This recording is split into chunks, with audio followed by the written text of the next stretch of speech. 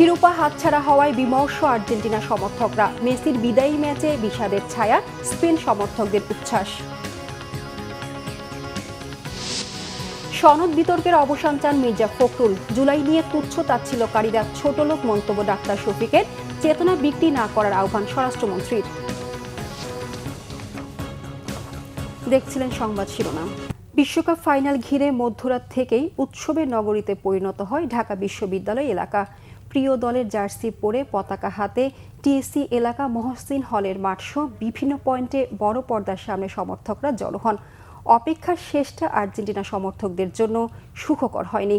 মেসির বিদায়ী ম্যাচ নিয়েও মেসি ভক্তদের মনে ছিল বিষাদের ছোঁয়া।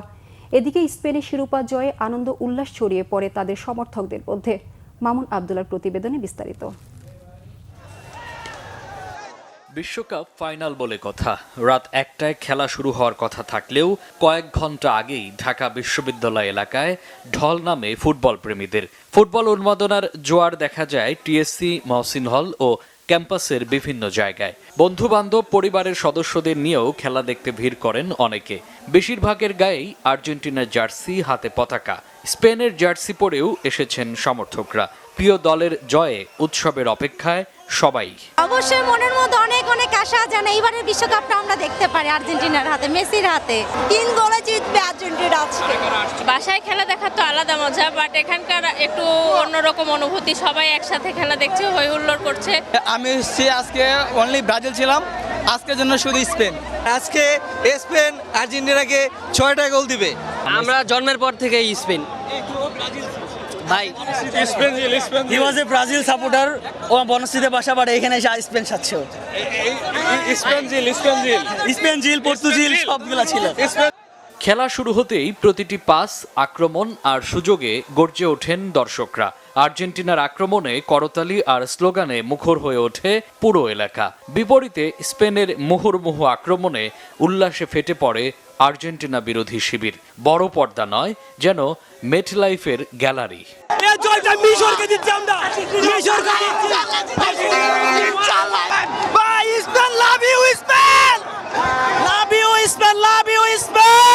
তবে পুরো দৃশ্যপট বদলে যায় স্পেনের একমাত্র গোলে। শেষ বাঁশি বাজার সঙ্গে সঙ্গেই স্পেনের সমর্থকদের উল্লাসে মুখর হয়ে ওঠে চারপাশ।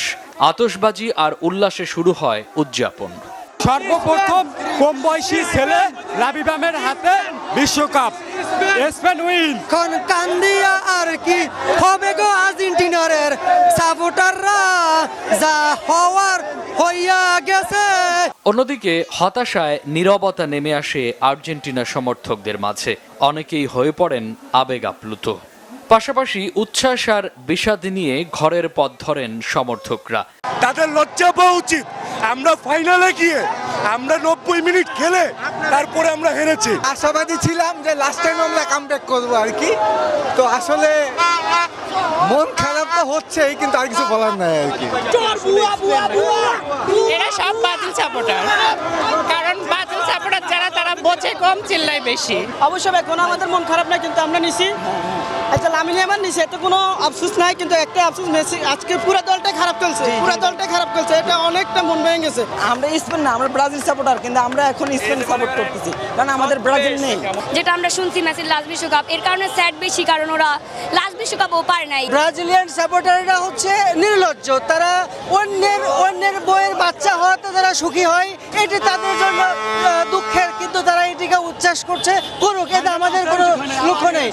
বিশ্বকাপ শেষ হলেও ফুটবল প্রেমীদের হৃদয়ে আবেগের রেশ থেকে যাবে আরো অনেক দিন।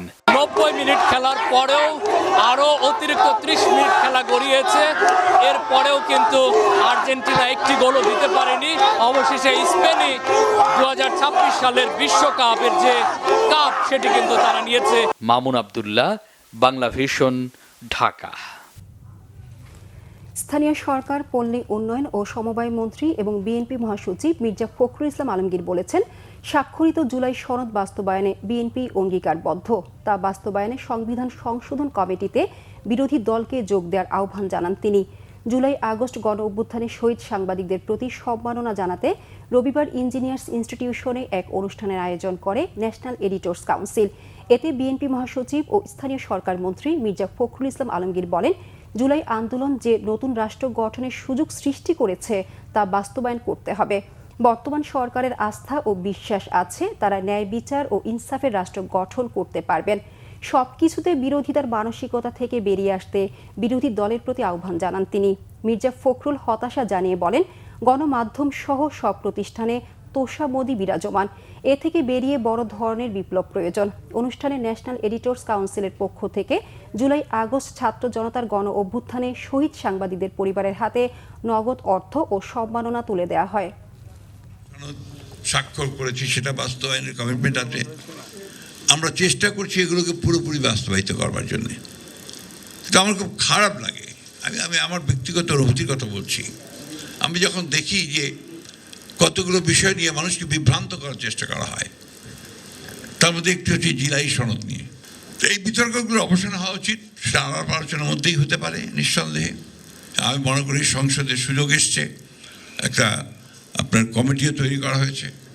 বিরোধী দলের আমার আহ্বান থাকবে যে তারা আসবেন, এই কমিটিতে যোগ দেবেন এবং সংবিধানের যে বিষয়গুলো পরিবর্তন করা দরকার সেই পরিবর্তন করার তারা সহযোগিতা করবেন। জুলাই আগস্টের ছাত্র জনতার গণ অভ্যুত্থান এবং এর সুফল নিয়ে যারা তুচ্ছ তাচ্ছিল্য করে তাদের কঠোর সমালোচনা করেছেন জামায়াতে ইসলামীর আমির ও সংসদের বিরোধী দলীয় নেতা ডাক্তার শফিকুর রহমান। বলেন, যারা জুলাই বিপ্লব নিয়ে তাচ্ছিল্য করে তারা ছোট লোক। জুলাই আন্দোলনে হতাহতদের যথাযথ রাষ্ট্রীয় স্বীকৃতি এবং পুনর্বাসনের দাবি জানিয়েছেন তিনি। ইসলামী ছাত্র শিবির ঢাকা বিশ্ববিদ্যালয় শাখা আয়োজিত রক্তাক্ষরে জুলাই শীর্ষক অনুষ্ঠানে জামায়াত আমির এসব কথা বলেন। জুলাইতে যারা নিহত হয়েছেন তাদেরকে রাষ্ট্রীয়ভাবে সম্মানিত করুন, শুধু কয়টা টাকা দিয়ে পরিবারকে নয়, তাদের স্মৃতিকে জাতির সামনে তুলে ধরুন, স্মরণীয় করিয়ে রাখুন। কারণ এখনকার যে সরকার এই জুলাইয়েরই ফসল, আমরা যারা বিরোধী দল জুলাইয়ের ফসল। কিন্তু আফসোস, অনেকেই উপকার ভুলে যান, স্মরণ থাকে না। জুলাইকে নিয়ে অনেকে তুচ্ছ তাচ্ছিল্য করছেন, আমি বলবো তারা ছোট লোক। জুলাই চেতনা বিক্রি করে বেশি দিন রাজনীতি করা যাবে না, নতুন বন্দোবস্তের কথা বলে পুরনো পথে গেলে রাজনীতি টিকবে না বলে মন্তব্য করেছেন স্বরাষ্ট্রমন্ত্রী মোহাম্মদ সালাউদ্দিন আহমদ। জাতীয় প্রেস ক্লাবে গণ অধিকার পরিষদ আয়োজিত আলোচনা সভায় এমন মন্তব্য করেন স্বরাষ্ট্রমন্ত্রী। তিনি বলেন, জুলাই কারো একার নয়। যারা এমপি মন্ত্রী হবার জন্য জুলাই রাজনীতি করে তাদের জুলাই বিক্রি করে রাজনীতি না করার আহ্বান জানান স্বরাষ্ট্রমন্ত্রী। আলোচনা সভায় আরও বক্তব্য রাখেন মুক্তিযুদ্ধ বিষয়ক প্রতিমন্ত্রী ইশরাক হোসেন। তিনি বলেন, দেশের স্বাধীনতা, সার্বভৌমত্ব, গণতন্ত্র ও জনগণের ভোটাধিকার প্রশ্নে জনগণকে ঐক্যবদ্ধ থাকতে হবে। এ সময় প্রবাসী কল্যাণ ও বৈদেশিক কর্মসংস্থান প্রতিমন্ত্রী নুরুল হক নূর অভিযোগ করেন, জামায়াত দেশে রাজনৈতিক সংকট তৈরি করতে চায়। জুলাই কারো একার না, জুলাইয়ের চেতনা দিয়ে কেউ ব্যবসা করবে না। যারা জুলাই চেতনার উপর ভিত্তি করে রাজনৈতিক সংগঠন গড়ে তুলেছে তাদের প্রতি আমার নসিহত হলো, শুধুমাত্র জুলাইয়ের চেতনা বিক্রি করে বেশি দিন রাজনীতি করা যাবে না।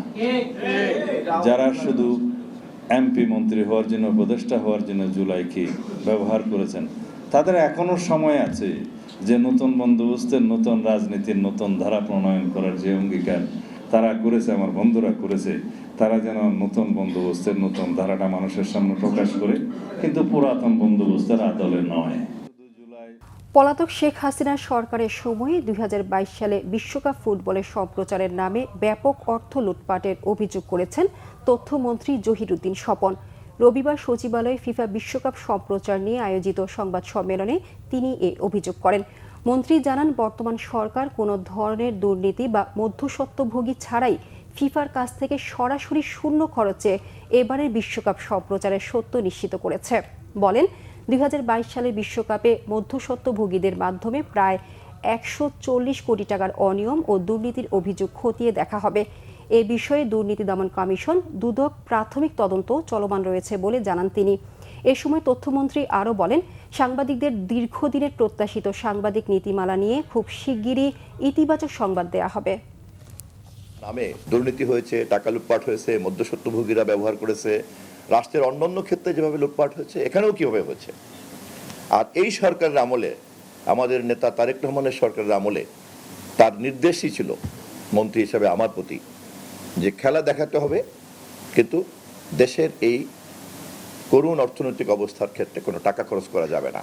তাহলে কোথায় সরকারের ট্যাক্সের টাকা 98 কোটি টাকা দিতে হয়েছিল, মন্ত্রিপরিষদ বৈঠক করে দিয়েছে 2022-এ, সেইটা আবার বেসরকারিভাবে বিক্রি করা হয়েছে 22 কোটি এবং 17 কোটি, প্রায় 40 কোটি।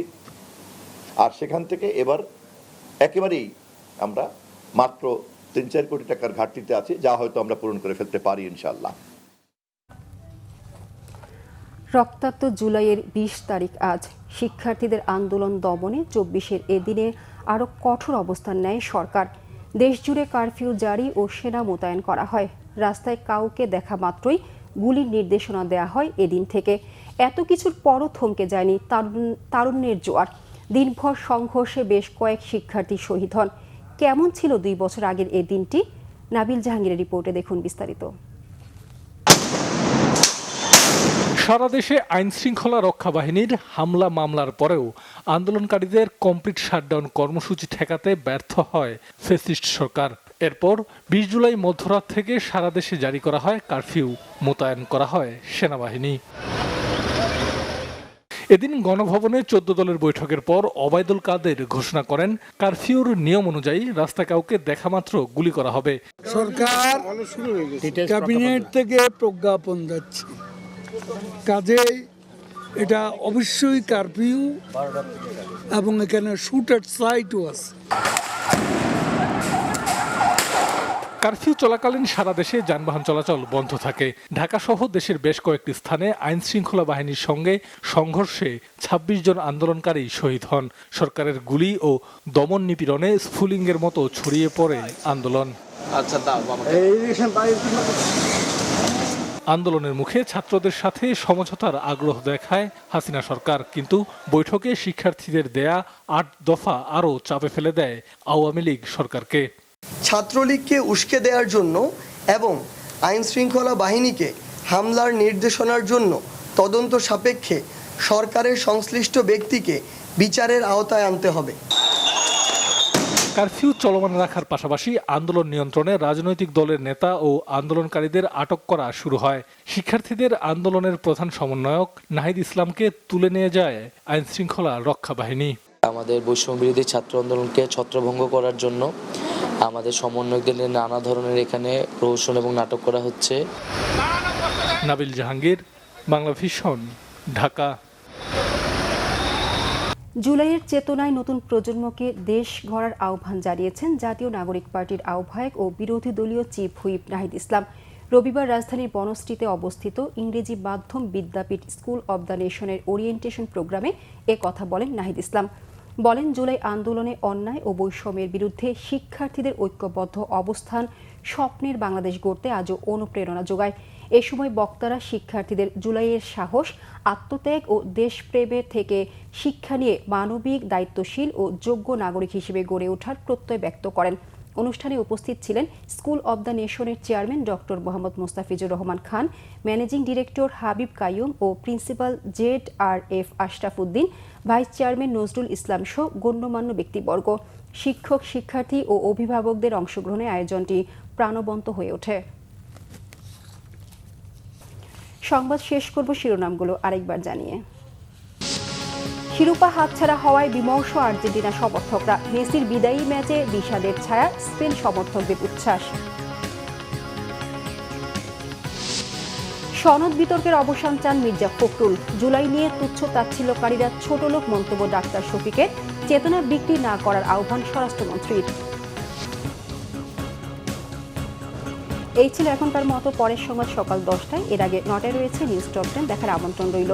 এছাড়া বাংলা ভিশন সংবাদ ও সংবাদ সংশ্লিষ্ট অনুষ্ঠান দেখতে ভিজিট করুন www.bvnews24.com ও facebook.com/banglavisionnews এবং সাবস্ক্রাইব করুন youtube.com/banglavisionnews।